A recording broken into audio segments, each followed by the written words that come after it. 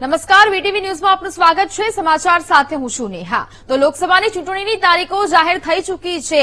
લોકસભાની સાથે 4 રાજ્યોની વિધાનસભા ચૂંટણીની તારીખો પણ જાહેરાત કરવામાં આવી છે।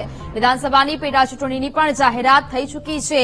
આજથી દેશભરમાં આચારસંહિતા લાગુ થઈ ચૂકી છે। 97 કરોડ મતદારો માટે દુનિયાની સૌથી મોટી આ ચૂંટણીનું આયોજન છે તે કરવામાં આવ્યું છે।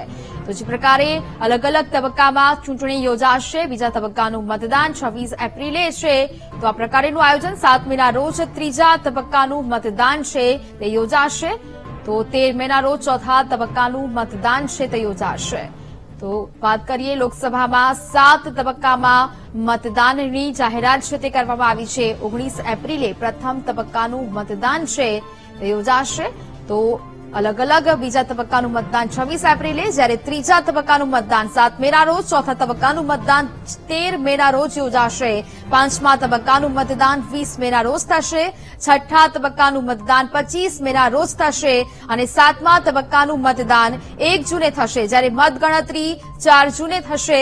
4 જૂને પરિણામ છે તે જાહેર કરવામાં આવશે। ગુજરાતમાં ત્રીજા તબક્કામાં મતદાન થશે અને તેને લઈને આ જાહેરાત છે તે કરવામાં આવી છે। ગુજરાત લોકસભામાં 26 બેઠક પર હવે આ તારીખ છે તે જાહેરાત કરી દેવામાં આવી છે અને હવે આજથી જ આચારસંહિતા છે તે લાગુ થઈ જશે। તો બીજા તબક્કાનું મતદાન 26 એપ્રિલે યોજાવાનું છે। અલગ અલગ તબક્કાઓમાં સમગ્ર દેશભરમાં લોકસભા ચૂંટણીનું આયોજન। કુલ મતદારો 96 કરોડ 88 લાખ 21,000 થી વધુ છે।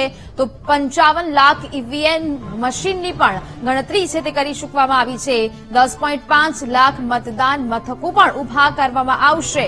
આ સમગ્ર મામલે હવે લોકસભામાં 7 તબક્કામાં મતદાનનું આયોજન અને હવે અલગ અલગ તબક્કામાં આ ચૂંટણી છે તે યોજાશે। 19 એપ્રિલે પ્રથમ તબક્કાનું મતદાન છે તે યોજાશે। તો 26 એપ્રિલે બીજા તબક્કાનું મતદાન છે તે યોજાશે। ગુજરાતમાં ત્રીજા તબક્કામાં 7 મે મતદાન યોજાવાનું છે અને જેને લઈને હવે આચારસંહિતા લાગુ થશે। તો 13 મે ચોથા અને 20 મે પાંચમા તબક્કાનું મતદાન થશે। 25 મે છઠ્ઠા તબક્કાનું, 1 જૂને સાતમા। 10 साल बाद भी अपनी